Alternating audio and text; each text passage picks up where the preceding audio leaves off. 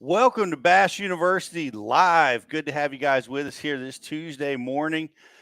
Man, it's been an eventful couple of weeks. We were away last week. We missed you guys. We were all down at the Toyota Series on the Potomac River.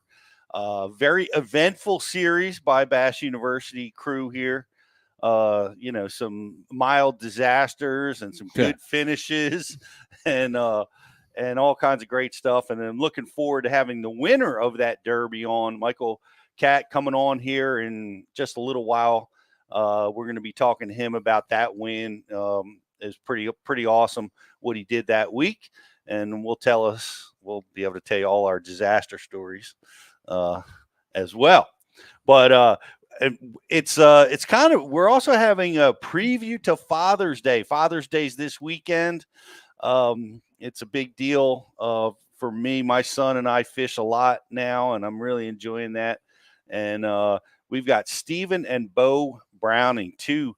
Well, Stephen, of course, is a Hall of Fame track career, and Beau's doing real well out on the opens. And I'm interested to see where they're both at with it and how their fishing's going. A father and son team coming on to help us do a little preliminary Father's Day celebration. So looking forward to talking to those guys. So much is going on. This is really cool. I want to tell you about this. This is the Bass University box that is brand new. We're very excited about this. Think you guys are going to like it. This is powered by Fish Vault. Fish Vault is a family-owned veteran company that puts together premium boxes featuring premium gear and premium lures, and that's what we're all about at Bass U. So we really like that connection. Our boxes are going to feature the baits that are being taught about at Bass University seminars, and we're going to be diving into that a little bit more later in the show. Justin, do you have a link up where he will put a link up in the chat room for you guys to go check it out, and you can get pre-registered for the limited edition series. This is going to be our first box coming out, so we're coming out with a limited edition. So you want to get yourself signed up for that. We really think you're going to like it. We're going to dive into that a little bit more. So much happened. I got some shout outs I want to give. Chad Mrazek, we saw him, made the cut down at the Potomac, guest on Bass University Live after he won the Toyota Series championship. It was great to see him. Big shout out to Connor Cahill, roomed with us this week. That was an awesome win. Yeah, he won the Ike Foundation tournament, man, and well deserved. Great angler on the flats, and the boat stayed in Red Point. Unfortunately, it didn't stay in my driveway, but it ended up in his driveway. So it's all in the family. Yeah, it's all good. That's good. It was great to get to know Connor a little bit, rooming together, and we had a lot of eventful stuff happen at the Bass University house down there on the Potomac. That was great. Saw so many Bass University hats, so many subscribers down there going out of their way to tell me that they love learning through Bass University. It's really helping them. That's what we build it for. And we appreciate you guys watching it, coming up and telling us all that stuff. We survived the week with Angler's Coffee. That was awesome. Yes, Angler's Coffee kept us rolling. And we needed every morning. We needed it, man. We went right from the Ike Foundation Derby straight to the Potomac. And that was awesome. The whole house smelling of largemouth and smallmouth blend, depending. Yeah. And it was awesome. So big shout out to those. You guys got to get that coffee. It's the absolute best, and it's the absolute best coffee to have at your fishing cabin. That was amazing. So many eventful things. Jake got hit in the face with a soccer ball. He had an eye injury. We almost didn't get to fish the Ike Derby. We spent the night in the emergency room, terrified of a torn retina. And as it turned out, just severe bruising and some bleeding that they think is just going to heal on its own. So that was another eventful thing. Parkway Elementary School. Shout out to Parkway Elementary School. I was able to come to just before we left for the tournament, I was able to teach a whole bunch of kids about bass fishing. Nice. And introduce them to bass fishing, Bass University style. Man, I'm going to take a minute and I just want to, you guys have seen me writing about this on social, but passing of my good friend Rich Schneiderite, powerful force in fishing, powerful force in my life. He taught me so much about work and life and fishing in particular, because he was a super talented angler that was winning in the 70s, 80s, 90s into the 2000s.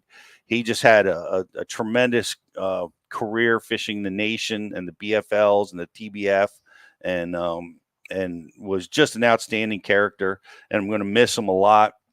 Had a bad illness that just was relentless, and he fought bravely, and I'm proud of him, and I'm going to miss him, and we'll I really appreciate all the comments on Facebook and Instagram.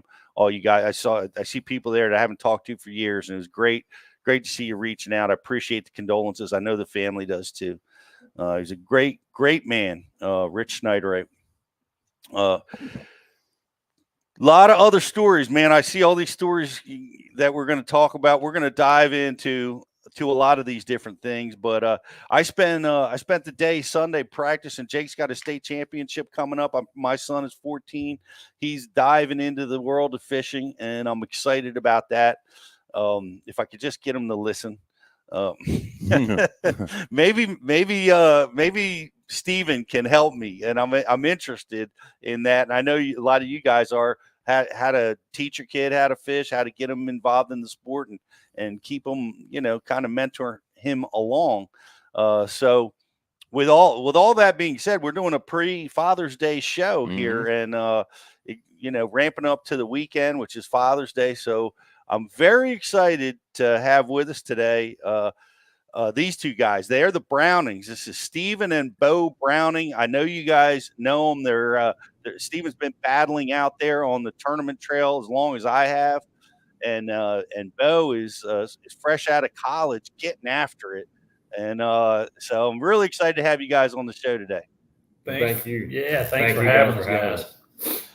It's been great, Steven, man. I mean, we had you. I can't believe we didn't have you on Bass University before we did like 2 years ago, because we continue to get rave reviews about all your seminars and the work you're doing for Bass U, man. Thank you so much for that. Well, I appreciate the opportunity, Pete. You guys are wonderful to work for, and man, I have a big time, sellout crowd this year down at Athens, and that was pretty cool, man.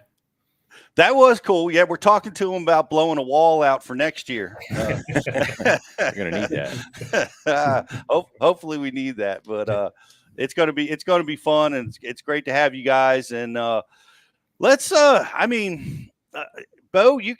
let me start with you. We just talked. You went to the University of Montevallo, and that had to be a wonderful experience, man. That is a big time fishing school. It was fun, and I enjoyed every bit of college and college fishing. Back when I was in high school, I originally thought I was going to go to college to play golf. Actually, I loved the game of golf. I still love the game of golf. We watch it all the time, and I thought that was going to be my ticket to college. And then time went on, and fishing became relevant in college and became the new big thing. And through, I guess the time I was like 16, 17, I started driving, I had a little 17-foot aluminum Triton boat, and started fishing so much that I kind of worked my way away from golf. And then Rick Emmett, actually, at Drury University, was the first person to come to me and give me an opportunity to fish. And it kind of blew my mind that I could go to college to fish. So I went to Drury for 2 years, and I got a lot of good experience up there in the White River Lake area on Table Rock Lake and Stockton and even Grand Lake, those types of that region of the country. And then I just kind of felt a change of heart. I felt like I needed to go somewhere to better myself in a different realm of fishing. And I talked to Coach Crawford at the University of Montevallo down in Alabama, and I just felt like that's where I needed to be. I talked to Mom and Dad about it. I was like, I need to go down here, put myself in that fishing capital of the world, so to speak, and learn a very vital part of the country in central Alabama. Then I went to fish in the Coosa River, Gunnersville, things like that. And it changed a lot about how I fished. I learned a ton. And with that being such a powerhouse team, having to compete against some of the best young guys in the country for your spot on that team, it really made me a better fisherman. But between Rick Emmett and Coach Crawford at Montevallo, they really helped put me where I needed to be through the college fishing world. Man, that's a great college track and some great mentors there. That's fantastic. Now you started out in golf, like I get it, because my son's into wrestling. He wrestles and fishes, and he doesn't know which one he wants to do more right now. And fish in the summertime right now, fishing is dominating. That's all he wants to do. But at some point, you made that choice. You said at 14, you kind of started gearing yourself towards fishing? 16 when I started driving. That was when I could start taking off and going and fishing local tournaments. And like I said, I had a little 17-foot Triton aluminum series that, I don't know how many sets of tires we had to put on that thing, how many lower units and props. And I was rough on it. I really believed in my heart that I had John Cox in my heart. And I thought I could do everything that he could do. And I went through some equipment, some props and things of that nature, but I was all over the place. I was fishing local tournaments, like I said. And at the time, golf was kind of it was leaving my system. And we still watch golf a lot. I mean, we like to watch I've always been one of those guys. I like watching the greats play the game. I was a big Tiger Woods fan. I was big, watched Dad and Aaron Martins and, Kevin Van Dam, watching Caitlin Clark play basketball, just watching these great athletes excel when they're in their prime. And so we still watch golf all the time. We're big Scheffler fans right now, trying to, keep up with the golf game and just study these guys in that mindset that they put themselves in and how they compete at the top level. There's a lot of parallels between golf and fishing in the sense of how you have to move your way up through the ranks and like the mindset you have to be successful in both of those sports. Obviously the money side of things, there's a little bit of a gap there, but as far as like the track that you have to take to become one of the best golfers in the world and the track you have to take to become one of the best fishermen in the world, there's a lot of similarity there. There is. I think so too. Like one of the things, and Steve, you gave a seminar about the mental side of things for us. Love that seminar. And listen to it on the way to the ramp if it's going to be a tough derb. Yeah, like so many times. Yeah. Pure positivity is Stephen Browning. It just breathes through the TV when you're watching you fish. But that's golf is like that too. Like one of the similarities is you got to be mentally tough for hours to play golf. And it's the same thing for fishing. Most sports, you got to pull it together for minutes, right? Maybe 30 minutes on, of play time on the basketball court, But in our sports, man, you got to keep it together for hours. That's hard to do. It is, and you guys, I don't know if some of you guys might have paid attention to the MLF, the BPT the other day. Heck, I was in one of those crunch moments, and there's times when I watch guys like Beau said, we watch elite athletes when they get in that situation, when they need to make a shot, or they need to make a putt, or if they need to make whatever they need to do, a pass or whatever it could be, they make it. Because mentally they know they can. They don't care what kind of conditions are there, heck, last week at the BPT, there was no doubt in my mind that I was fixing to catch another big one with 5 minutes to go or 2 minutes to go. I caught it with like 3 minutes to go, came up a couple of ounces short from Matt Baker, but still, man, I was ready to get that fish off and get right back in there because I knew that, you just have the capabilities if you have a positive mindset that if it happens, don't miss that opportunity. I talked about that in that seminar, guys, is don't let yourself get down, because that opportunity could come along. And if it catches you with your britches down, then you're even going to get even further down, because you just missed that opportunity where you should have been knowing that opportunity was fixing to come.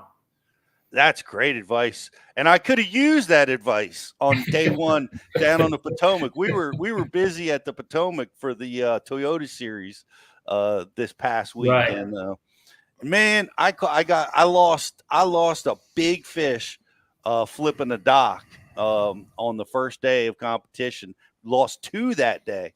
I struggled, Steve, to get back in the game. Right. Like I found myself making some poor decisions, but I got it together and I managed. I did get a big one in the boat after that, but I found myself like I'm like telling myself, look, you got to shake this. You're down for too long. It's been 30, 40 minutes, 60 minutes. You got to let this go. It's easy to say. It is hard to do. Hard to do. Yes, sir. It is. And you know what, Pete, the way I look at it, anytime that I lose a big fish, it's like, dude, you're doing the right thing. You just tricked one. You just keep your head down and keep grinding. You're going to trick another one here in just a minute. You know, I mean, you are doing the right thing to get a big fish to bite. Just keep your head down and keep grinding. I needed you on my shoulder when this was going down. Phone a friend, baby. Phone a friend. I could have used that option. But take me to back when you took Beau fishing. Like I noticed when I took Jake fishing out of the gate, he probably liked Beau, because Beau's pretty rough around the boat. From what I'm hearing. Jake wanted to jump boat waves. He wanted a tube. Like I could get him to fish for about 15 minutes. I think one of the best things I did was not like bury him with an 8-hour fishing day. Right. He wasn't ready for that until recently. Now I can't get him to put the rod down. Is that what you did with your kids, Steve? Or what advice would you have for a father exposing his kids to fishing? You know, I've said this a lot about parents introducing their kids to the outdoors. Is if those kids are ready to do something else, let's go. You know, I can remember back in the day. Now, Beau, I'll be honest with you guys, Beau was not that away. I mean, I can remember a quick story. Myself and Scott Rook were catching some fish in a pond. Beau was probably 4 or 5, probably before we went to kindergarten. We carried him with us. And I won't say we fished from daylight till dark, but we fished until dark. We'd hook one, give him the rod, he'd reel it in. It was time to go. I mean, it was dark. And he's like screaming, wanting to catch another one. But I love that, Beau. On the flop side of that, deer hunting, when I first introduced him to deer hunting, it was like he would look up at me and I mean, it would be prime time, and he would go, I'm ready to go. And I'm like, let's go.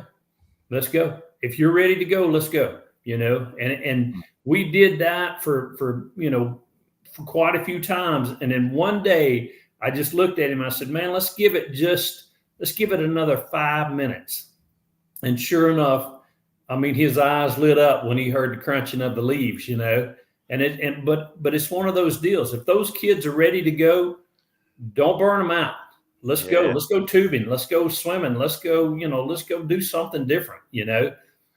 And then there's going to be a magic moment when they're just about ready to go and they catch this fish of a lifetime, and it will change everything. But you as a parent, in my opinion, can't force that. You have to just let God take it and let him go. Okay, it's the time is right. Here we go. That's great advice, and I think all advice that every father needs to hear, because we see it so much. Like they'll just basically you're putting your kid in jail for 10 hours. They were ready to go. They were ready to go 4 hours ago. Right. Exactly. You know? Exactly. But you, in my opinion, you as a parent have to be ready for that moment to be over too. You know, you can't be so caught up in it for yourself. Yes. That you forget, you know, what you're really there for. So, I mean, that's just, you know, my opinion. I think it's a good opinion, because I like you have had an opportunity to fish more days than most people will ever get a chance to do. So Right. I can relate to the fathers that work a regular job, right? That Saturday is their Saturday too, you know, Right. and they want to get out and they want to fish all day. But you gotta have that balance if you're going to teach the kids to love it. And Absolutely. your advice is great advice. Beau, how was it fishing with Steven early on? You know, is he the one that taught you how to rip off the lower units? No. He actually taught me how to keep them on once I started getting a little bit nicer boats. He was like, "You got to take care of your equipment because it takes care of you." But you've knocked the lower unit off that red boat too, I think. I made a damage to prop. I don't know that I've knocked the lower unit off, but we've done a little damage on it. That's that was one of those boats that it was a tool, dude. It was the hammer of the tool chest, I can promise you. Yeah, Awesome. we still keep it around every once in a while. We'll both channel our inner John Cox and take off up a creek somewhere we probably shouldn't be. But no, it was a big advantage having a father that's a professional fisherman and all that. But luckily, he didn't spoon feed me everything, if that makes sense. You know, from an early age in the high school days. In junior fishing, when I was 7, 8, 9, 10, up until I was about 13, I guess. There was really not a whole lot I could do because of law restrictions. You can't be in the boat by yourself. You can't run the boat, things like that. But about the time I turned 13, he started pushing me to be my own angler, and that was something that I didn't realize at the time was such a valuable thing. He started. You know, it went from we were out there practicing for a high school or junior tournament to, hey, we're here. Where do you want to go? Let's do your thing. Let's see what you got. And through that probably the 13 to 16 age range, it really frustrated me because there was boat captains in the high school days that would take reins, you know, and kind of guide their kids around. And and if I got beat, it would, you know, make me mad because I'm like, dang, I know you have all the experience to guide me onto this stuff and then put me on them. And he's like, no, this is your game. You're gonna learn it the way you're supposed to. And then when I turned 16, it was the same way. You know, I was practicing for myself, and he had that.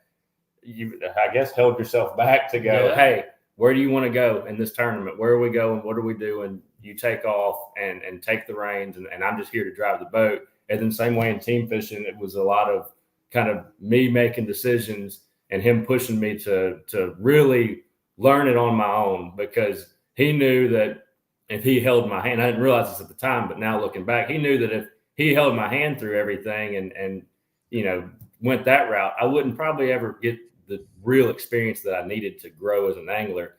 And now, you know, I've been through college fishing on my own, and now I'm in the EQs and the open EQs, and there's no doubt that there's no way I would be where I am if it would have been a different route. You know, he taught me strategically how to find my own path in tournament fishing. And, you know, I think now it's cool because we're at the point where we get back and we just discuss things. It's not a, hey, what should I do? What should I do here? What should I do there? It's a, hey, you know, how about this BFS fishing thing that's taken off? What have you learned about that? You played around with that at all? Oh, no, but let's go out and, you know, tinker around with some stuff and see what we think. And, you know, and what was that tournament like for you? Oh, I did this and did that. So it's neat now because we just talk like two bass heads. It's not a, you know, really helping each other. Well, it is helping each other, but it's not him giving me anything that's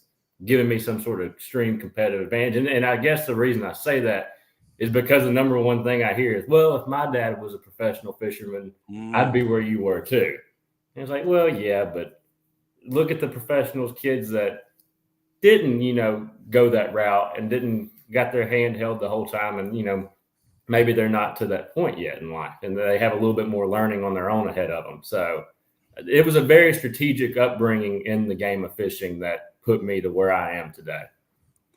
Well done, Stephen. And that's, you know, that's fantastic. And as a teenager, I got to ask you this, Steve, like They don't listen all the time. They're ornery. How important are consistent beatings during the teenage years? It's not bad. The one thing that I would say is just make sure that belt isn't super thick. Just a little thin one every once in a while, just to pat them on the butt with every once in a while. You know what I'm saying? Like it's probably the biggest thing that is, as an adult, when something probably is going to work, but they just don't want to do that technique. You know what I'm saying? It's like, dang, dude, I know he could catch some on this. And you suggest it, but if they don't do it, it's like, golly, you're fixing to get it handed to you, Yeah. And you go in but you have to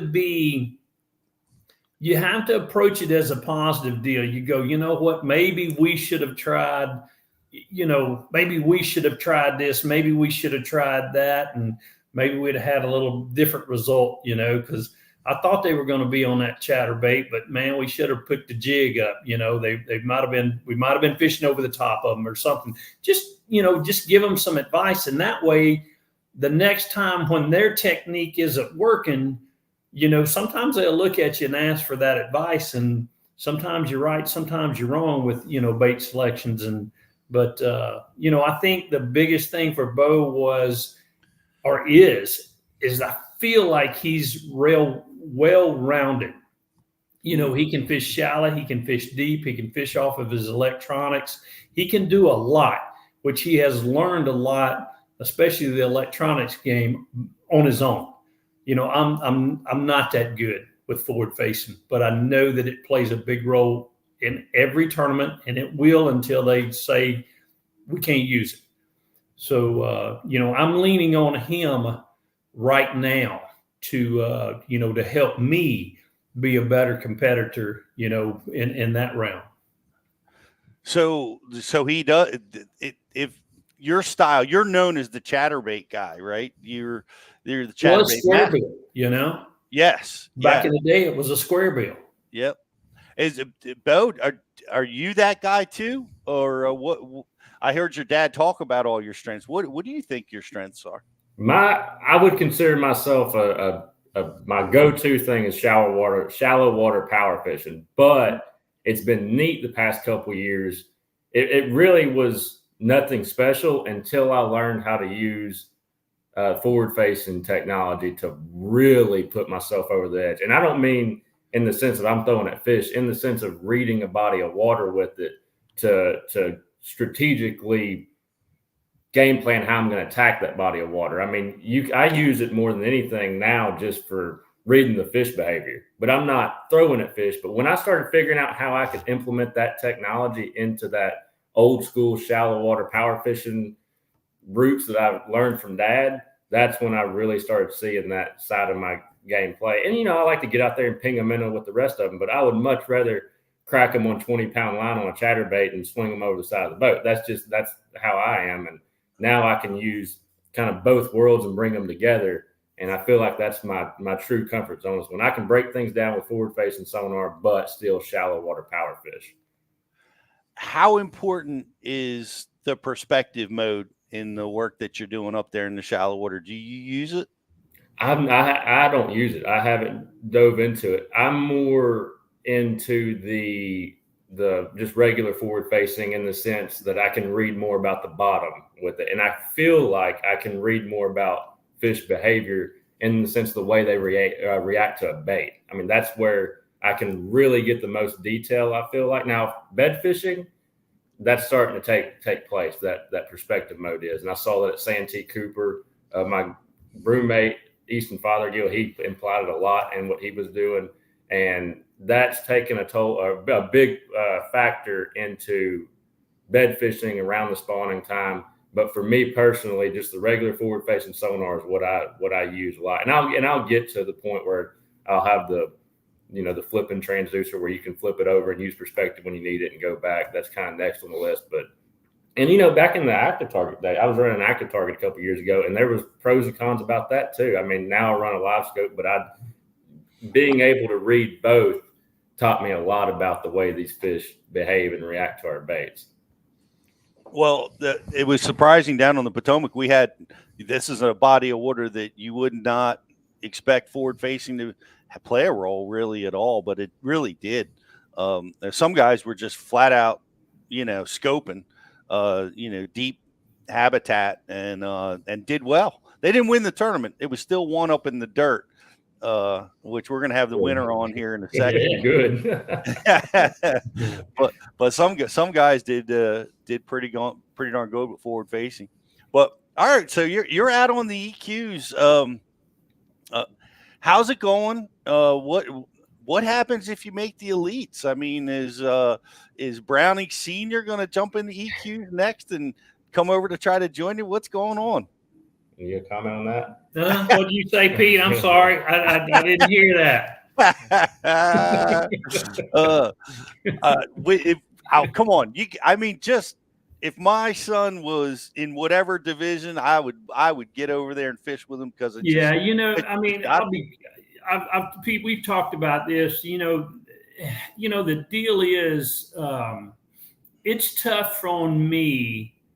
I'm fixing to leave for a BPT next. He's going to be in the middle of a EQ and Eufaula, Oklahoma. Right as soon as his tournament starts, I've got to be in Virginia for a BPT. Mm-hmm. And scheduling wise, I don't know that I can fish a competitive tournament trail. I just feel like I don't want to miss out on if he's there on an elite series. I want to be there on that elite series, not as far as a competitor, but as a supporter, a parent, just what you're supposed to do in life. That's what you're supposed to do in life. And I don't know that I could be leaving for a tournament and he be leaving for a tournament and I'm over here on one league and he's over there on the other league. So you guys you can read the story on this one.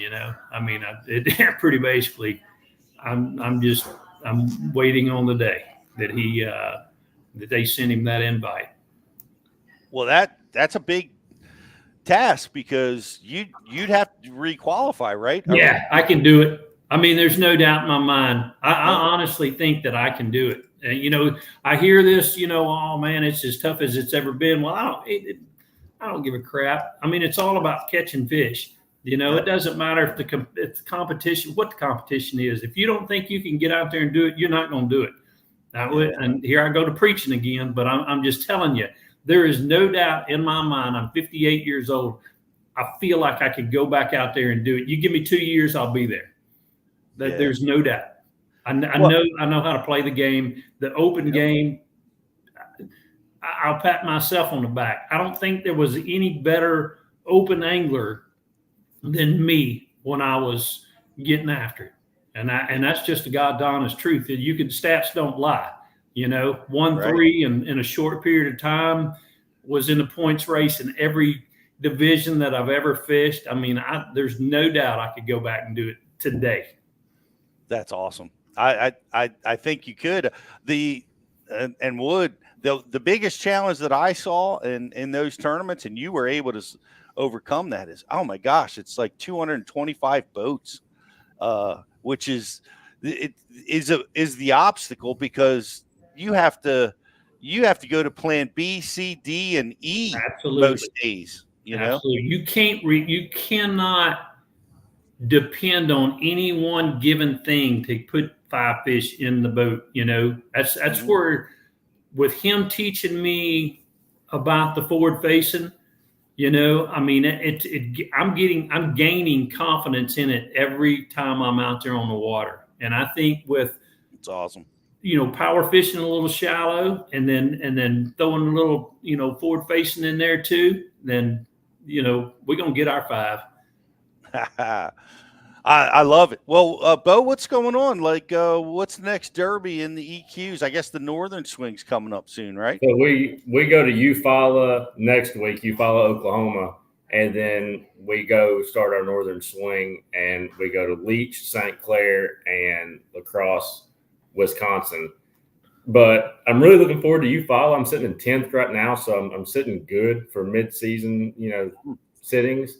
And I feel like I can get another good tournament out of Eufaula. I think I'm going to fish a little bit more aggressively on this one. And if I can go just based on the way it sets up, I feel like it's going to set up good for my style. So if I can go fish a little bit more aggressively and maybe get a little bit ahead, but I'm also really looking forward to the smallmouth swing too, because last summer I went up and I stayed a month with Easton Fothergill, my roommate, and I said, teach me the way of the game. I want to see how this thing works. And I spent a month up there and learned everything I could from him. He took me a couple of days and taught me, and then also just sit out there on my own for most of the time and just learned it on my own. And it took the bad days, the good days, until I really figured out how to do it, I guess. And I learned a lot. So I'm really looking forward to the smallmouth swing. La Crosse, Wisconsin is going to be another fun one, but I'm just looking forward to it. I learned, it took me a little bit to learn, but in these EQs, it's going to happen if it's going to happen. And if it's not, it's not. That's just the honest truth. I mean, I went into the first tournament of the year and punched the top 10 where I least expected to make a top 10, if I'm being honest, down at Okeechobee. And then I went into Santee, and the wheels were almost falling off after the second day because I had 4 fish with 10 minutes to go. But luckily I had a good mental coach back home that had taught me some things. And you catch a 5-pounder in the last cast and save the tournament.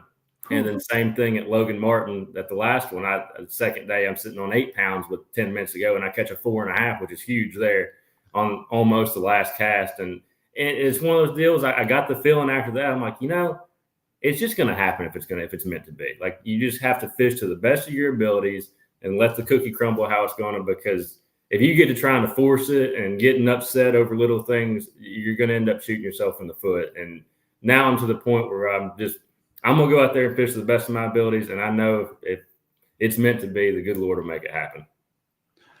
That's a great attitude. Are you coach? Are you allowed to coach during practices at the Opens? I don't know what the off limits is for that. No, that's probably the hardest thing for really both of us. Mm-hmm. I mean, he's been to a lot of places that we've been, I mean, he was at the James River last April, May, something like that. And I'm fixing it.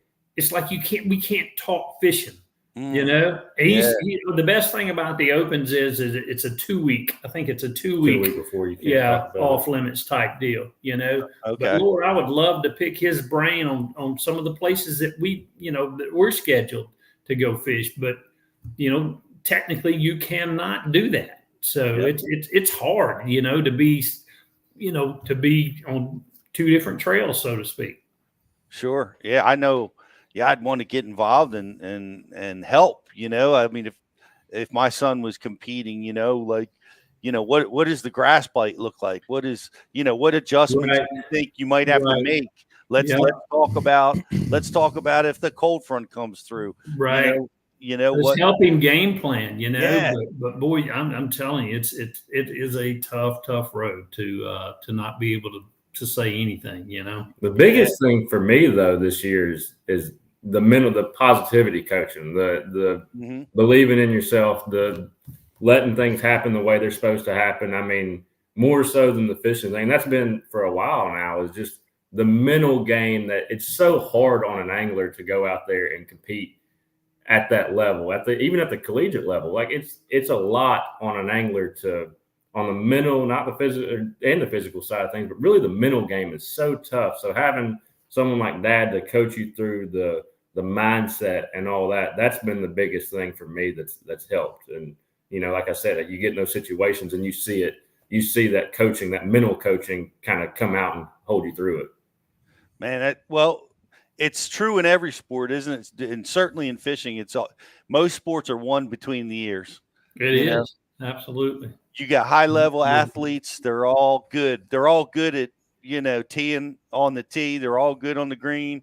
It's between the ears that separates the guys mostly. And fishing is one of those sports. And you've got one of the best mental tutors there that there is. So does everybody at Bass University, by the way. That's right. Yeah, go check it out, man. It's Riz listens to it on the way to his tournaments, and I have, and a lot of people do, and you can just go check it out. It's at your fingertips. Rich, you need to call me, man. Just call me.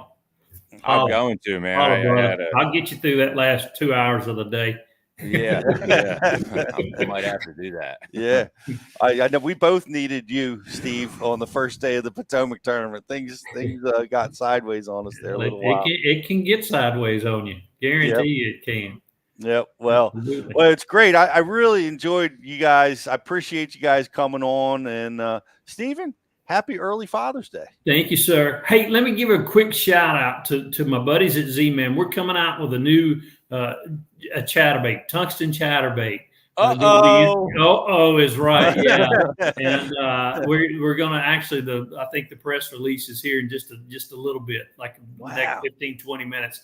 And it was a bait that carried me to an 11th place finish over there at the Chowan River last week. So it's cool. I'll get you boys some, and it's bad to the bone, dude. Bad to the bone. I need more. Is it going to be like the jackhammer or the No, Evo? it's going to be the Evo. Yeah, it's going to be the Evo and the tungsten version, and you can feel the difference. I mean, it's a huge difference in height. Yeah, I see the wheels turning. Yeah. Yeah, the Mini-Max was a factor at our Potomac River tournament. Yeah. Steve, I got on a little Mini-Max thing. Right. I thought, I can go through this community area. I'm going to fill up the boat 10 minutes first thing in the morning. And I asked Mr. Brian Schmidt at Blast Off, I said, man, you got any Mini-Maxes I can borrow? He just looked at me and said, Bubba, I'm disappointed. And I should have known right there that I didn't need to be throwing the Mini-Max in June on the Potomac River. I needed to be throwing my dang jackhammer. Yep. Go big or go home. Yep. But the Mini-Max big things come in small packages. Yes, it does. It was a bite getter. And it was a bite getter. It will be, and that's it's a tool. It's a tool. It is a tool. I don't know exactly where yet, but I now know it's a tool. Yep. It's a tool. Well, that's awesome. Well, we look forward to seeing that. Following you guys on social, Beau. How can somebody follow your path over there on the EQs? On Instagram and Facebook, Beau Browning Fishing is a good way to keep up with. I try to keep content coming out, especially on Instagram. I try to keep content on a regular, just whether it's at the EQ, the tournaments, or just in our day-to-day life around here. It's a good way to keep up with the Brownings. We got a little 7-week-old golden retriever that we just brought home a couple of days ago. So that's the latest and greatest on the gram. But is it within reach? He's right here. Can we see him? I'm so excited. He's a handful. And what does he do? He gets a new puppy, then he's got to go fish a tournament. So I'm like, whatever. Look at him. Oh boy. Gus the Golden. He's gonna be a little fishing dog before no time. That's right. Gus the Golden. There's tears. The girls are all in the office are all teared up. They love they love Gus.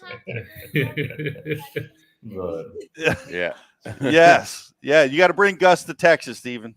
Absolutely. Tungsten chatterbaits and Gus. Yeah, that's it. Yeah, tungsten chatterbaits and Gus. Perfect. Yeah, right on. All right. Bass University mascot. That's right. That's awesome. Yeah, we'll have to give them a Bass U bandana or something. Yeah, there you go. Oh, that sounds awesome. Well, hey, Beau, thank you so much. Best of luck on the EQs, man. We'll be rooting for you. And Stephen, again, happy Father's Day. Thank you so much for hanging out with us, man. It was awesome. Guys. Likewise. Thank you, guys. Likewise. All right. You guys have a great holiday. We'll catch up with you soon. Stephen and Beau Browning and Gus. Yeah, and Gus. Gus may That have was been awesome. the star of the show. Tungsten chatterbait. And tungsten chatterbait. Chatterbaits. That's so funny. He said tungsten chatterbait, and you started crying a little bit, got super excited. Yeah. And then he said Gus. And the ladies started getting excited. Yeah. That's funny. It's good stuff on the podcast here today. Guys, that was awesome. For all you fathers out there, I want to give everybody an early happy Father's Day like we did for Stephen Browning. And great advice on how to take your kid fishing. We're going to take a quick commercial break, and we're going to be back with Michael Catt, who just won on the Potomac River. We're going to be getting into some of the details, Bass University style, right after this commercial break. Welcome to Minnow King. How can I help you? Everything looks good. I'm friggin' starving, man. Been spawning all morning. Ugh, TMI, bro. What do you want? I'll take a Crush City freeloader and gizzard shad. Anything to drink? Water. Pull ahead, please. Welcome to Minnow King. We're gonna have what he's had. Yeah, throw me in a net BLT too. Pull ahead, please. Calm down. Quit feeding him so much. Hey, man, I'm trying to, man. If you overfeed him, he's going to hide under a log. Right here, AquaView, mandatory equipment in my boat. I say it all the time. The smallmouths hide in the cracks in the rocks, and just saw a little bit of the same kind of rock with the cracks in it, and I realized that I had to put a bait down there. You wouldn't, idle over them and see them on your screen. You had to put a bait down there and suck them out of the rock. So, AquaView, big assist on this one. And outdoors Bassmaster Classic champion, Jeff. Why do you love catching fishing rods? I'm truly losing less fish. Is the sensitivity of the rod. That they're made right here in North Carolina in the USA. Strongest, lightest rod, 100% made here in Sanford, North Carolina. From the drop shot rod to the flipping stick. Every rod has a purpose to it, and I rely on them all the time when I'm out there in the tournament. Durability in the John Cruz Worming series, the counterbalancing in the handle. It's the only rod I found that can withstand my hook set. Boom goes the dynamite. On the water not spent fishing is a moment wasted. That's why Minn Kota and Humminbird have joined forces to bring you the One Boat Network. Products that communicate and integrate to help you take full command of your boat. Born from our commitment to making the most advanced fishing gear even better by making it work together. The One Boat Network will help you find, get to, stay on, and catch more fish. When One Boat Network products talk to each other, they can navigate your boat automatically. They can give you a crystal clear view of what's below with no messy wires. And they can let you lower, raise, and change shallow water anchor modes from anywhere on the boat. But that's just the beginning.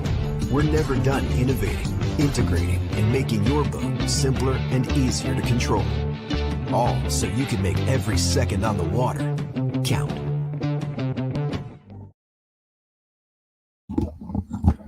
And we're back. Hey guys, welcome back. We're chatting it up here in the during the commercial break.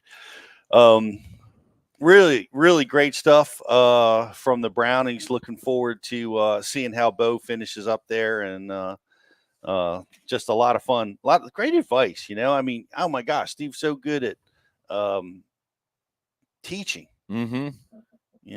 And that's part of being a good father. So, and he is one, and we look forward to seeing how that turns out. Are we ready?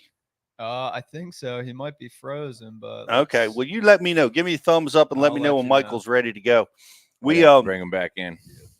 We we had so much eventful stuff that took place at the Bass University house this past week. Number one, I want to thank you, Rich. Yeah, Rich. Thanks, brother. Chef Rich Leadbeater. Dude, who knew? I did not know. Yeah. What'd you make? I don't know, just regular food. Couple burgers. Regular food. Chicken tacos. We had chicken tacos. We had the best pork chops I think I've ever had. They were amazing. We had steaks, roasted steak. Mm-hmm. I think that was the first time I ever had pork chops. They were pretty good. Pork chops are a good item, man. The way you roll. Pork chops. I really wasn't a big fan, but I don't know. The cuts that he had and how we prepared them was pretty awesome. Lettuce. And Rich, you put me on to those little mini salads, man. I went to the grocery store yesterday and bought like 3 bags of those things. There you go. Good. I'm happy to do it. Cooking's how only way I can turn my brain off of fishing at the end of the night, whether that's You're probably still thinking of fishing. Yeah, well, right now we're getting ready to talk to the guy that won the tournament, so that's going to be awesome. I can't wait. Seriously, I can't wait to well, he's here. He's ready, Pete. Let's get him on. There he is. This is there he is. We lost you. Hey. Glad to have you back. The champ from the Potomac River, buddy. How you doing? I'm doing great. Thank you for having me on.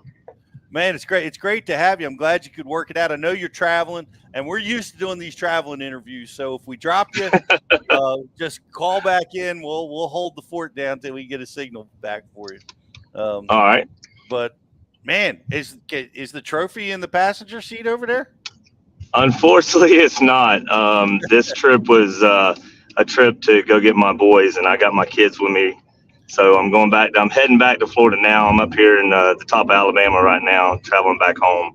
It has been in here, but I had to make a little room. So unfortunately, I don't have the trophy with me right now. Well, hey, that was it was a stellar performance, man. You really did something on a fishery that is usually really tightly contested. You seem to get a pretty big advantage and win pretty big. That was a job well done. Thank you. Yeah, it took a lot of hard work. I mean, I've always been good there. Needless, these past few years, it's just always been I don't know how to really start it out. It's just, it fishes like back home.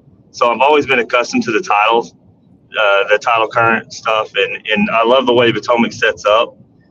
Years ago, I found something that was really special, and I've dialed it in really good. And this year it just completely played out for me.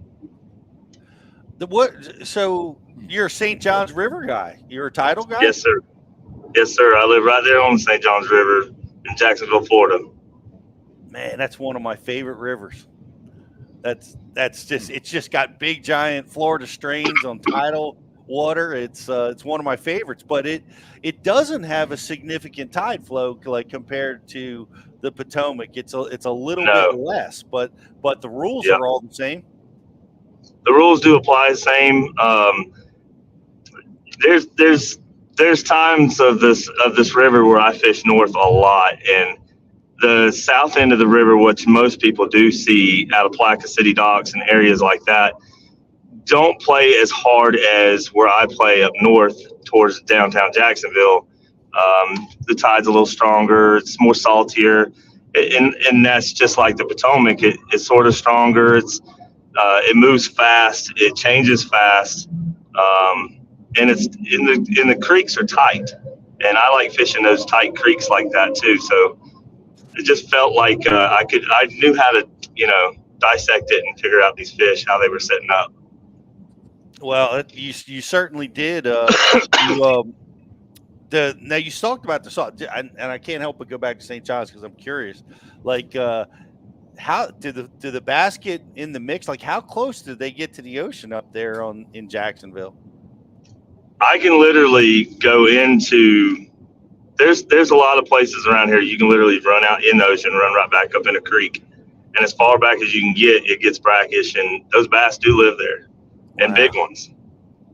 Wow. So, I mean, I've got a couple of places up here. I'll literally go through downtown Jacksonville, which is very salty and brackish at the same time, though. And you'll be passing dolphins and catching redfish and flounder and everything. And then you just get back in the creek and you can get 20, 30-pound bags sometimes. Do you catch bass like all the way up by like Mayport, like in the back of the creeks? No, that's a little too far. That gets really salty. Okay. I'm not going to say that there's not bass back there, way back there, but I wouldn't go that far. That's really pushing the salt. Gotcha. Well, so that made you. Well, I heard you on stage weighing in a couple of the times, and you had mentioned you were running a long way. So I'm figuring, that you probably felt very comfortable that where a lot of people are like, man, it's salt or brackish down here on the Potomac. We're not running this far. Right. And I did. I was running 48 minutes one way. That's including rough water though. On a calm one, I could probably make it in 35. But I was still making it down there in rough amount, 40, 45 minutes. And my actual stretch is about 49 minutes to get there straight shot. So every day I was losing, and I knew I was going to lose 2 hours every day. And then the tide was changing every day within an hour. I would have 1 hour less of low tide, and that's what I needed was the low tide income. like that. So it did, and I knew it was. The only thing that really concerned me at first was the weather, but I knew if I made it to day 3 and I got that time in the low tide, it was going to be phenomenal because my practice was like that. We had really hot weather, calm and sunny, and it was. I mean, I found those fish in 35 minutes, and I left them, and I never went back. And I just knew if I could make it to day 3, I had a real good shot at it. Whoa! So you're running, and I'm imagining because it's about low tide in the central part of the river. So you were running. You were probably fishing mostly incoming on the first day of the tournament. Yeah, and I didn't do that in practice. Yeah. So that was pretty much a bonus to me, to be honest with you, because the very first fish I caught was my big fish I caught on day 1, which was 6'11". God. And I already knew that there was big fish there. I just did not excel. You know, I didn't really think that I was going to catch my big one at that time, because later on I did end up catching another 5.5 pounder, and that's when I really thought I was going to catch, my big ones. But either way, I'm really glad that I caught that 6'11" right off the bat. Yeah. Yeah.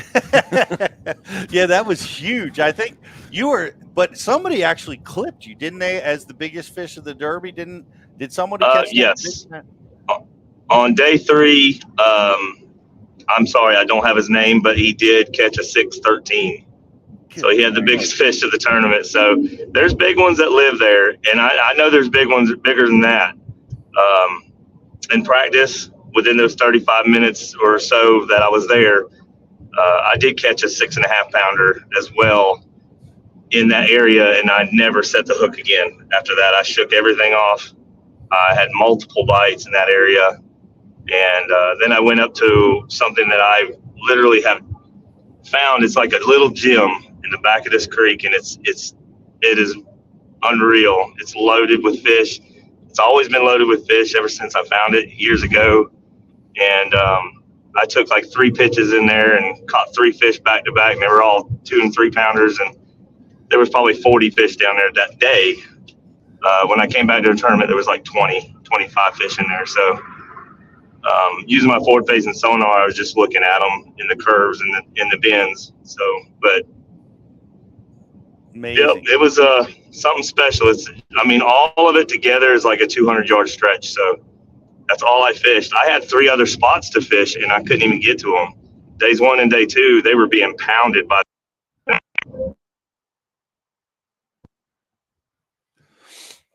We lost them. That's all I fished.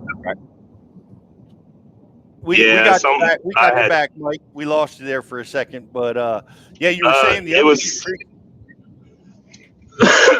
yeah, somebody tried calling me. I'm sorry. So yeah, the other, I had 2 other places that were really good in one frog area that I wanted to go to, but I never even got to manage those. So all 3 days, I just went with my gut, and I stayed right there. I had 100% confidence there was fish there. And honestly, I think this was the first time, I was talking to my buddy Jeff Fitz the other day, and he was like, how did you do it? And I was like, man, this is the first time I've literally felt I knew exactly what the fish were going to do, when they were going to do it, and how they were going to set up. Like, when you have that feeling, it's game over. I mean, it's like you know that you're going to catch them. You don't know what size you're going to catch, of course, but I knew what was there. Mm-hmm. So. Wow. Well, let me ask, no fishing pressure? Like, this is a magical area. This is a magical area. Nobody else challenged you for that yet? Did you have it to yourself? No, unfortunately, I didn't have it to myself. So on the practice day that I went in there was 4 boats, and one person I passed, and he said hey to me, and he fished a little bit, and then he left. And then I went on up to my grass stretch, and a gentleman was sitting there, and I said, hey, how you doing? He said, man, it ain't good. I said, really? I said, I'm just going to go on to the back, knowing that you know, where I was going was just ahead of where he was, and he sat down and left.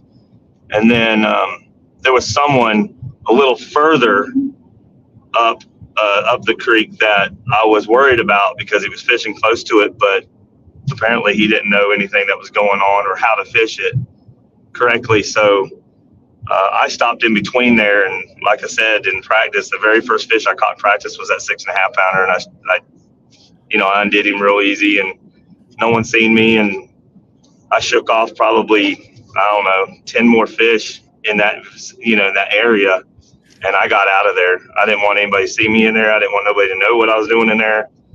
I just knew what it was going to be and how it was probably going to turn out. So I got out of there. But needless to say, day one, I get in there and no one's there. I was like, thank the Lord, no one's even there at all. And then a gentleman showed up that did find those fish.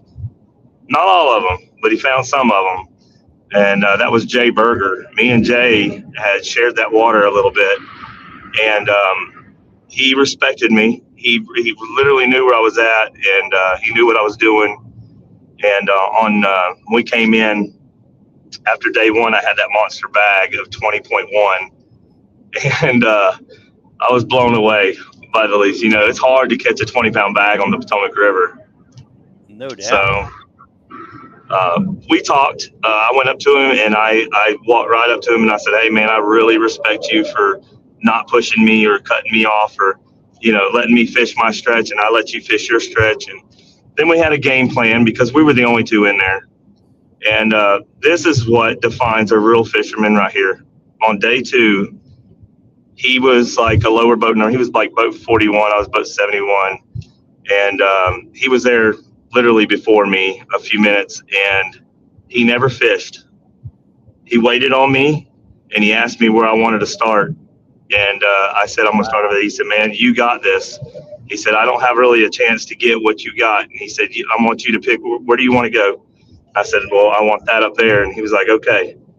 That's respect right there. I mean, that is really defines a good fisherman to allow to do something like that. And he ended up doing good, though. I mean, he still caught good fish, and his co-angler caught a couple of fish that I needed on day two, but apparently I didn't really need them. But his co-angler caught a 5 and a 4 that day, so off of one of my laydowns. But other than that, mad respect to him. He's a really good fisherman. I'll always appreciate that. Jay Berger. Yeah, he's yes, local. sir. Yeah, shout out to Jay, man. Well done, man. Right up the road from here. Yeah, that's we fish with him every weekend on the Chesapeake. He's a great guy. Yeah, got to give him props for that, man. That's amazing. So just two boats on the the most magical spot on the Potomac River. That's like a dream. But the thing that amazes me is it sounds like you got a stretch here, and it just keeps replenishing every day. Yes. How does that possible? Like it is the Potomac River, right? There's a massive fish population there, but being able to replenish every day like that, man, that is awesome. Yeah, there is one key to this, and the way the creek sets up, the way the bend's set up, and what's out in front of it. There is one more person who knows. Last year when I was fishing the Tackle Warehouse Pro Circuit there, and I finished day 3 up, not in the best position, but I was sort of high. I forget what it was, but there was another gentleman that was sharing it with me, and I sort of keyed on what he was doing, and that told me there was a lot of fish back. There is a humongous flat of pads that a regular boat's not going to get into. You got to have a flats boat, like an express boat or something to get in there. And you can catch fish back there while it's high tide. Low tide, you're not going to get back there at all. And I still can't get back there on high tide. So that, as a couple other people were saying, even like Brian Schmidt was saying, there is some spawners left. And that's what a lot of these fish were still doing. And I was catching a few fish when I would put they were peeing, and that told me that there was still some stuff going on, but they had nowhere else to go. When pulls out, they come out and field because they're too tired. So they're going to lay up as far wherever you can be out of the current in that area. And there's so many fish there. It was just unreal. Fish there. But I noticed every day a new wave would come in and set up, and a lot of them you would see them, and they're just big. There was bigger ones there than what I caught. I just didn't catch the giant ones, but wow. Well, it's a pretty special place, man. That's amazing. It's a special, the Potomac River special that way. It just has such a massive fish population. And when you get around the juice, the right stuff like you obviously were, there's so many fish that can just replenish. Let me ask you this. But were barnacles a problem where you're making a long run? Did you have to deal with any of that complication? Unfortunately, yes, I did. I did have to mess with a lot of that, and I did lose fish. I'm not gonna lie. I lost a couple of key fish that probably would have on day 2. I probably should have had another 20 pounds. On day 1, I had one it was big. I never got to see it, but it was big, and I lost it because of barnacles. But the thing is, how they set up is on them laydowns that I was fishing. You have to, as soon as they eat it, you have to get them out of there. And that's why, I trust I'm Seagar all the way. And I was throwing Seagar or Braze X, 17 pound to 20 pound test on that stuff. And I was still breaking them off. There's just little razors down there, and I've came back with big fish, and my line would be all frayed up. But you know what? I put him in my live well, and I weighed him in. So that's why I love Seagar so much. Man, that's a tough problem. Yeah, barnacles are impossible. They cut braid, they cut fluoro, they cut whatever you throw down there. They're gonna try to get after you. So you were 17 to 20 pound test. Take us through your gear. Like what was the bait, and how'd you have it rigged? I heard you say bruiser baits on stage, I think. What were you using? Yes, I was. So on most of all my grass stretch and my laydowns, I was throwing a 7.4 heavy Invoker Pro rod, arc rod, with 17 pound test, Seagar, a Braze X. And I was throwing it with a 1/4 ounce flat out tungsten. And I was pitching all these laydowns with a bruiser hog. Now, a bruiser hog, a lot of people don't know. It's just what it is. It's like a brush hog, but it's a bruiser hog. And our appendages are a little different, and its style and the way it works under the water is really good. It's always been a big player in my game when I go up here, and even back home, I'll throw those everywhere. So around here, they like that color red too. So sometimes I'll dye my tips red, or I'll dye them chartreuse. The bluegill have really got chartreuse tails, so that works out real well. And but they'll eat it either way. I just feel like sometimes when they see one thing, you throw it different, and you'll end up catching it. So, and then once I left all that area, I would go back into my bins and just drop shot. So that's all I did was catching off those 2 baits. I was using a new custom poured worm. It's a drop shot worm through Bruiser.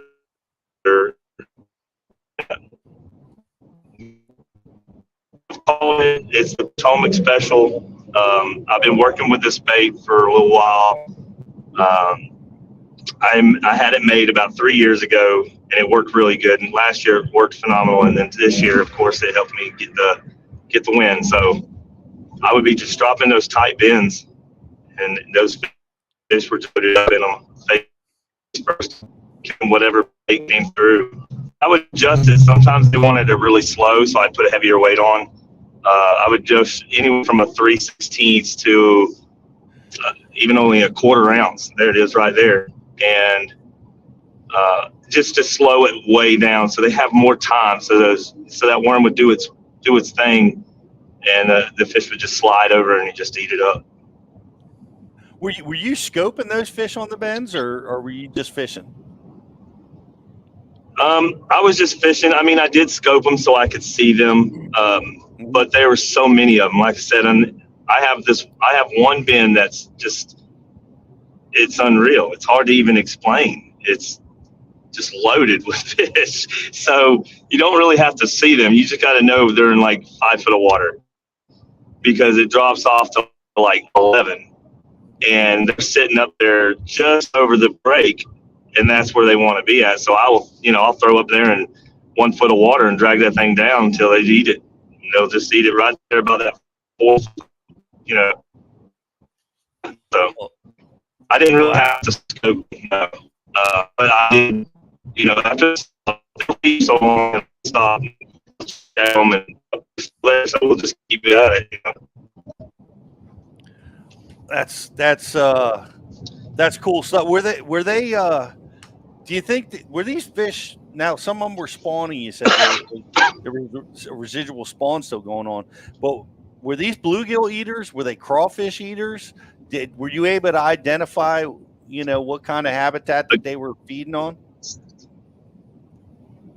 So I didn't really at first, but again, I do know they're eating. I see a lot of crawfish in there. Even after day one, I can't tell you how many little crawfish whiskers and stuff I had and pinchers in my live well. I mean, they're eating. That's why I would change up that color so much, because I had 2 on my deck, and one would be with red and one would be with chartreuse. There's a lot of bluegill, and then bluegill would get down on them. When that current goes through there, it's so tight, it rips through. So some of that bait doesn't, they can't hold up in that. So they'll sit behind those logs and laydowns and stuff, and then they'll just get eaten. So I actually picked that up because I was in Mantelwoman Creek, and we were fishing in a really clean area. And I was like, to my partner, Josh Perry, he was just my practice partner.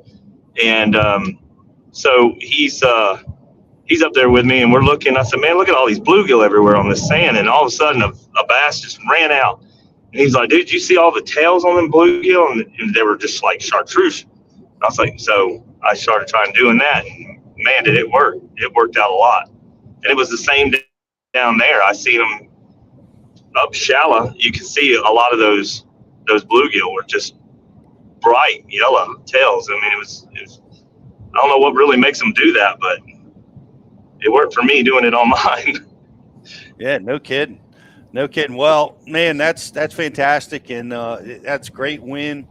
Man, finding a magic spot, being able to get some work with just a few competitors, it's so awesome to be able to do that. Usually you're going to be fishing in a crowd when you find a mega school like that, So that was a great find, and congratulations on a great win, buddy. Where are you headed to now? What's your next trip? So right now, my next stop, I have, my next major event is up in Champlain, but that's next month. But I do have a Bass Nation Pro-Am Championship I'm going to on Lake Seminole here in about 2.5 weeks. And then I run to Champlain, and then I'll do St. Lawrence after that, and then Santee Cooper in the fall in September. And of course, y'all know I'm a Wheeler, so looking forward to that for sure. That's right. Yeah, it's winning you're in. I didn't even realize that when we were fishing this thing, that it's winning you're in for the championship. Oh, okay. Where's the championship at? Wheeler? Yeah. What month? Lake Wheeler. Is it September? November.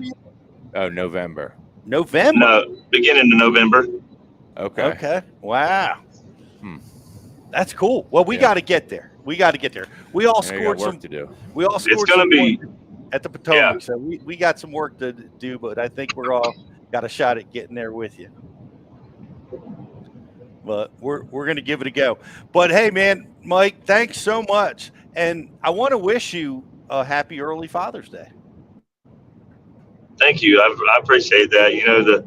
The best thing in my life, I just got to spend it with my daughter and her 2 my grandbabies there, and then for a day, but now I got my boys with me, and we're going back to Florida, so it's gonna be a good day.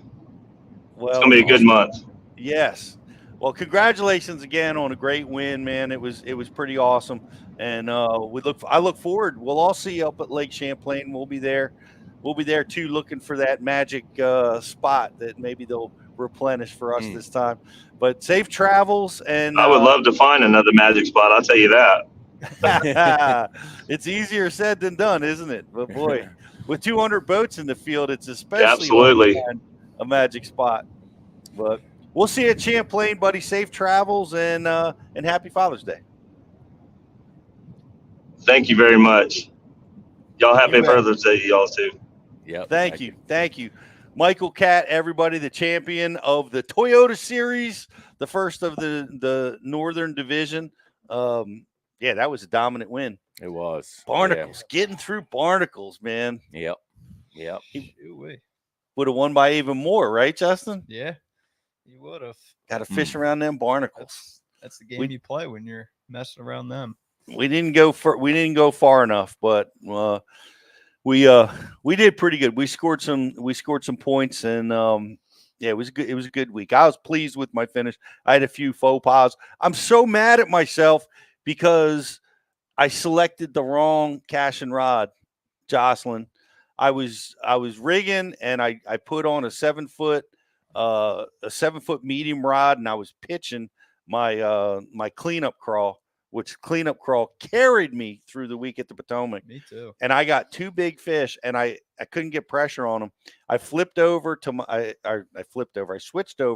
my flipping rod, 7'6", medium heavy, cashing, and I never lost another fish. Mm-hmm. I had the wrong piece of gear, man. It was like bringing a knife to a gunfight, Rich.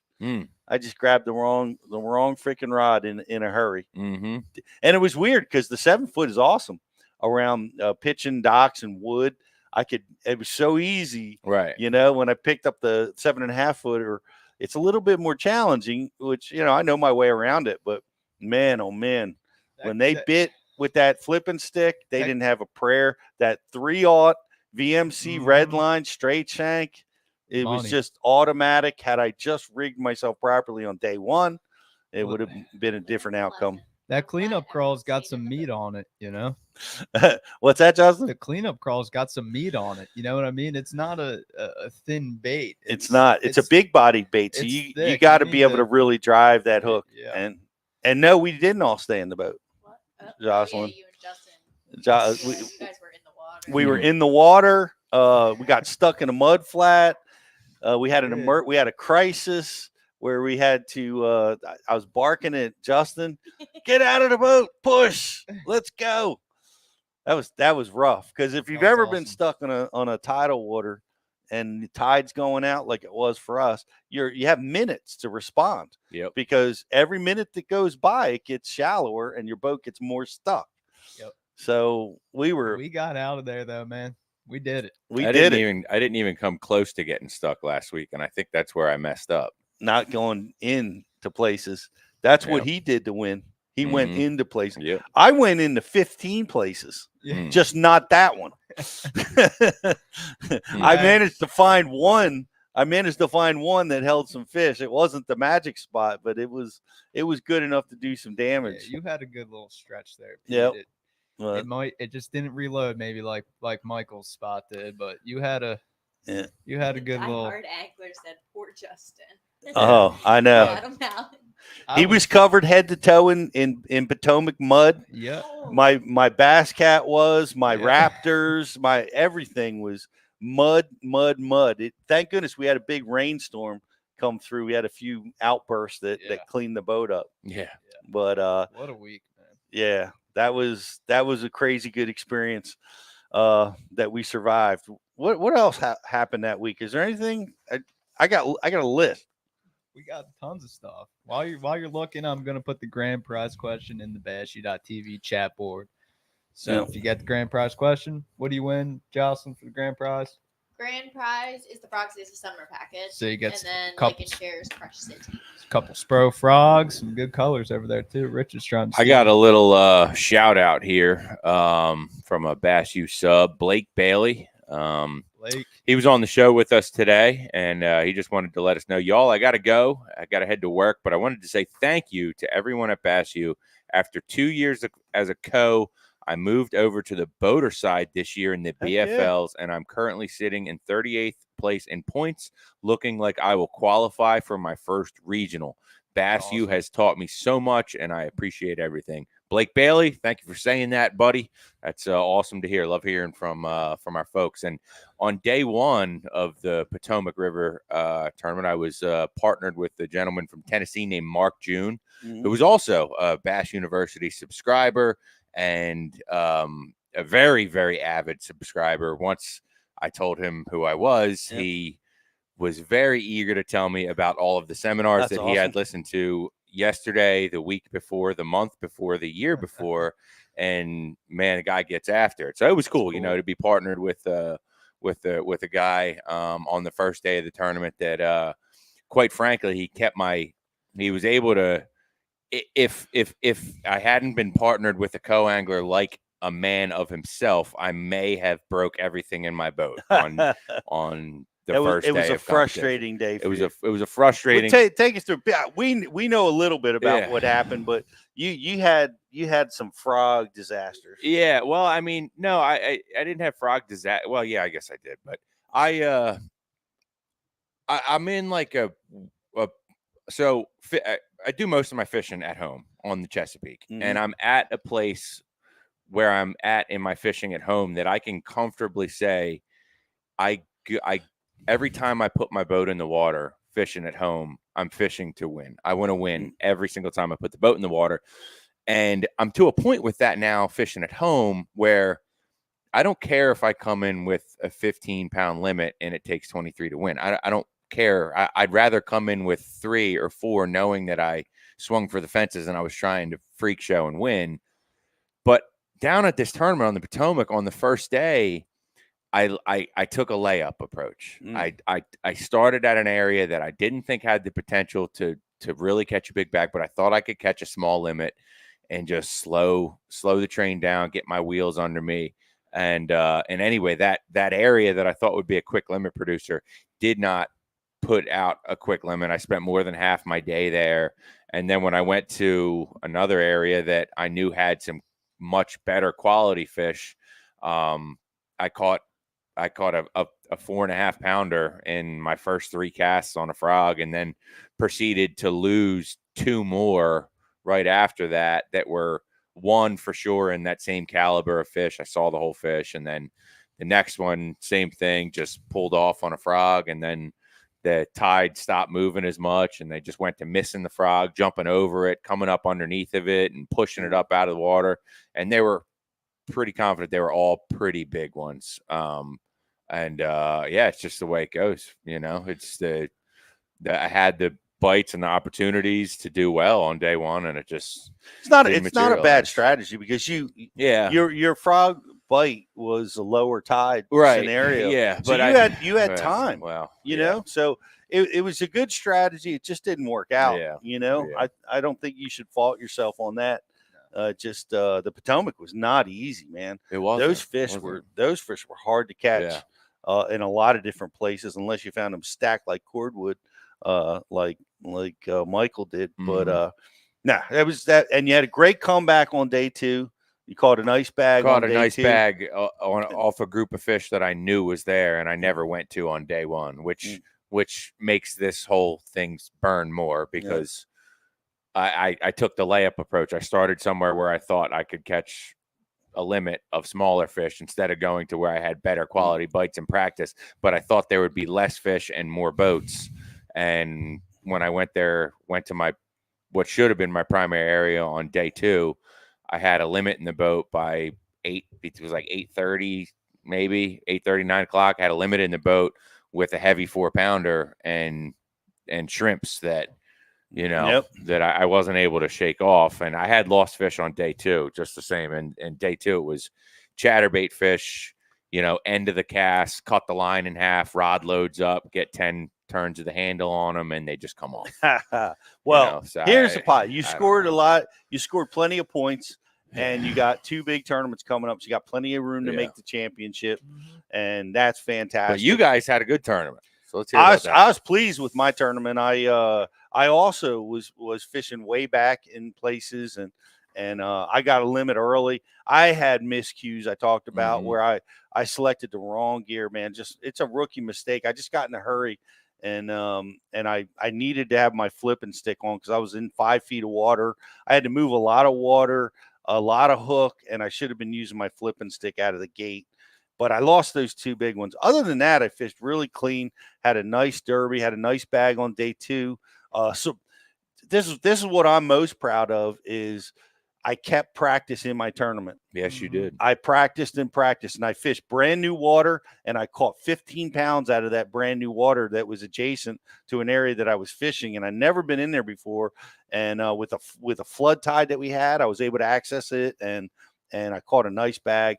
And then I went running new habitat, new water I hadn't practiced yet. And I did that on day 1 or day 2 and day 3 and finished 19th in the tournament. Decent finish. Very pleased. Yeah, pleased with that finish. Anytime you make a cut, that's a win. Had a shot to be competitive for the win, but execution wasn't my friend that week. Right. Justin, you had a great derby. Everything was raining down on you, yet you still made the cut. Man, it seems like that always happens. This time it wasn't my lunch, but falling down the boat ramp. But man, I just gotta give a shout out to my guy on day 2, Matt and George. Man, they saved my butt. I mean, me and Matt broke down pretty much first thing on day 2, and I had a decent bag on day 1 because my boy Ben Cox put me on him. And Ben Cox.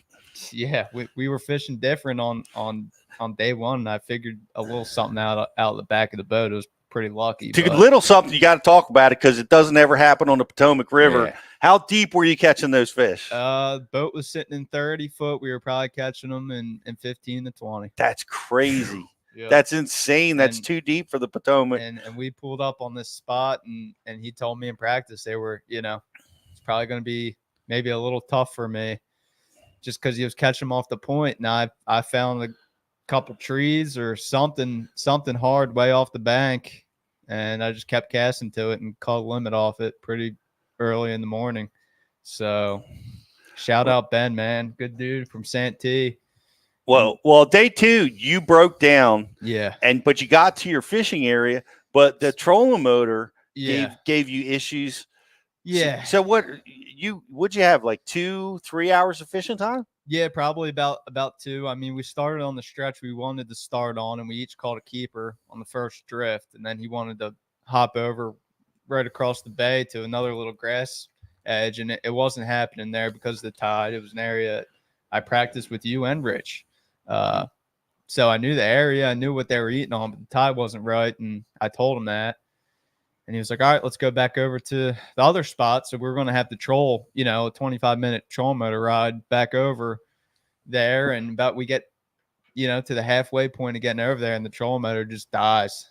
And we probably spent, I don't know, 2 hours trying to fix it because the wind was hammering. And if we just, floated, we would have been in the back of this bay, this creek that, probably nobody would have been able to tow us out of. We ended up getting it fixed, and nice. 2 hours left, and I just got 2 giants. I was just thinking to myself, if he was like, "Do you want to, go in with your fish?" I was like, "Man, if I can get 2 bites here, if I can get 3, and maybe I'll get lucky and make the cut." Well, I caught 3 fish in the last hour, and I was freaking jacked up, man. Just got him in the boat, and his buddy George came over early to get me in, wasted precious fishing time to help me out. So I blessed for George, and they got me in, and I done, George, and slid into the cut, man. So and then you got drawn out with Jay Powell, Bass University instructor, one of the best tidal fishermen on the planet. What a draw! Yeah, it was tough fishing behind Jay Powell just because the grass bite wasn't going, but man, I learned a lot about the river fishing behind him, how he runs stuff, how he fishes it. Yeah, no doubt. I definitely learned a lot. It was frustrating not being able to get bites behind him fishing docks, but I knew if we ended up doing that I was probably screwed. And I only had one fish in the box at probably 155. And then we came back to the ramp, and I called a second keeper that saved my butt. So nice. Yep. Nice finish. Where'd you finish up? 22nd? 22nd. Yep. Well done. Well, we managed 2 Bass University checks out of the Bass U house this week. We're going for 3 to 4 at Champlain. Yes. We gotta all get in there next time out of the gate. Did you ask the trivia question? Yeah, I put in the chat board. It was the trivia question was, what is the name of the Browning's new puppy? And Coach got it, man. It's Gus Bus. Yeah. The new Bass U mascot, man. I like it. Shout out Gus. So he got that, and so good job, Coach. And Pete, what about this story that it's the best Bass U subscriber story. It is the best Bass U subscriber story. Tell it. What happened? It happened to both of us, didn't it? Yeah. So we're walking down to get our checks at the end of day 3, and let me think. All right. So Reese, he's 19 years old, man. He had a good finish, and he came up to Pete and just said thanks for Bass U. He's a fan of it. Gave him a jab about falling in the water. There was another guy with his girlfriend, and he's like, man, I need to get another Bass U hat. And Pete was like, what happened? And they were in Mexico for a vacation or something, and he traded his Bass U hat for a Coca-Cola in Mexico. So now somebody in Mexico is repping a Bass U hat. And he bartered it. He traded it for a Coca-Cola. So one of those Mexican Coca-Colas. Yeah, one of the legit, the real ones. sugar cane sugar. Yeah. And so some Mexican guy had to have the Bass U hat. He's like, I need that hat. So awesome. they made the trade. Yeah. So, yeah, it's pretty funny. Right. I mean, I would love a Coke with real sugar cane in it, but. Yeah, I'm not giving up my Bass U. No way, man. That was a funny story. It was so cool being at Potomac and seeing everybody come up to Pete and just like even I don't even know if you realize, people, in the pre-tournament meeting when we were sitting down with those gentlemen on the table. Yeah. And I think the 2 guys next to me were both Googling you to make sure it was you. And just I'm like, man, I'm hanging out with a freaking superstar here, man. What an animal. Yeah. So that's cool, man. Hanging out with a superstar all the time. You're hanging out with the guy that falls in the water. Yeah. Is really what it is. Yes. Well, we did that once before. Maybe we'll do it again. I can't tell you. It's like 5 times a day somebody's coming up to me. Are you staying dry? Are you staying in the boat? Or it's all day, every day. But that's all right.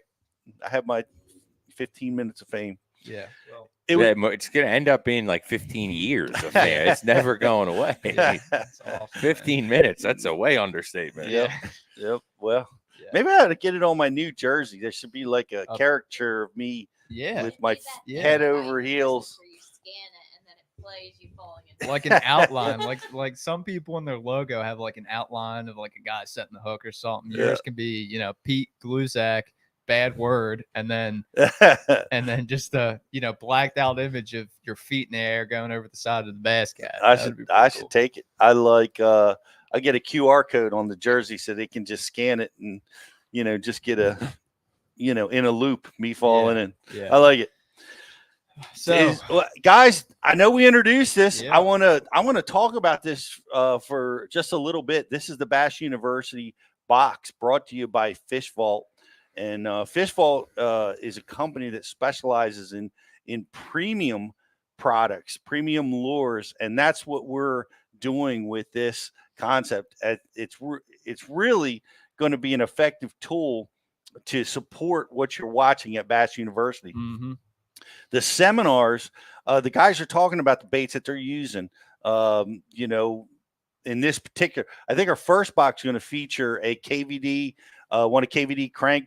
His crankbaits, the Gerald Swindle jig, balling out jig. Yeah, man. These are not going to be knockoffs. These are not going to be copies. Mm-mm. These are the actual tools that the guys are using to win tournaments and catch fish and teaching about. And they're going to teach, and they teach you about it at Bass University, and you're going to have the actual baits that they're talking about in the box. And this is our launch box. It's a limited edition.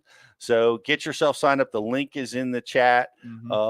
Get yourself pre-registered for the box. We're gonna have one box a month. You're gonna be able to buy them individually. You're gonna be able to sign up for a 12-month package where you'll get a discount on each box. So check that out. We've got some stuff special for our subscribers too. But this is the purpose, right? We're constantly teaching people how to become better anglers, how to get confident. Whether it's you're new to the sport, you want to get confident, be able to catch fish every time you go out. You're a tournament guy. You want to catch a limit when you're going out, or you want to excel and make it to the top level. That's what we put together at Bass University, and this tool is another elite package that's going to help you catch more fish, because these are the actual baits that the guys are teaching about. So check it out. It's a Bass University box. It's our release. This is a sneak peek. We're actually launching on Thursday of this week, but you can get yourself signed up now and sneak peek in the new Bass University box. It's exciting stuff. We have like the next 5 boxes. Yeah, we're lined up. I mean, for this box, I'm pretty sure we can tease it. I mean, it's so the Gerald Swindle always fish a ball head jig seminar. You're gonna get the Buckeye balling out jig with that. It's G-Man's jig, and you're gonna get a trailer, a crawl trailer with that. And then also we have the KVD cranking system, and of course you're gonna get a KVD 1.5 and the chartreuse blackback, which can't go wrong. The best color. And then we got Christie pre-spawn power fishing techniques. You're gonna get a Booyah covert spinnerbait in Christie's color, man. And then we got the G-Man Masterclass Summer Ledge Fishing. You're going to get some Rapala DT crankbaits with that. And then what sets Fish Vault apart from these other boxes is you get some sneaky other cool little things in the box. Like this one, you're going to get a X Gear Aid light. It's a light to help you see stuff in the boat. You're also going to get a Fish Vault Richardson hat. So there's going to be other stuff in the box aside from just the baits from the seminars. And super cool, man. Head over to fishvault.com and get pre-signed up. Get your Bass Shoe Box powered by Fish Vault. Premium gear, premium baits, Bass University box, guys. That's right. Super excited about that. Is there anything else? Did we do a like and share winner yet? The like and share winner was Kevin Lemel. Thanks for liking and sharing the feed, Kevin. Good work, guys. I mean, the Potomac River was tough, but we battled it. I'm excited about Champlain next month. Man, I can't wait to get up there in July. It's going to be awful. Are you going to enter that tournament, Jocelyn? I sure am. I'd love to see that. Jocelyn scoping. Jocelyn out there scoping. Pinging a minnow, baby. I like it. I like Pinging it. a Gus. Thank you, Michael Catt. Thank you, Stephen and Beau Browning. Thank you, everybody, for watching. And we will see you next week with another episode of Bass University Live. Have a great day, everybody.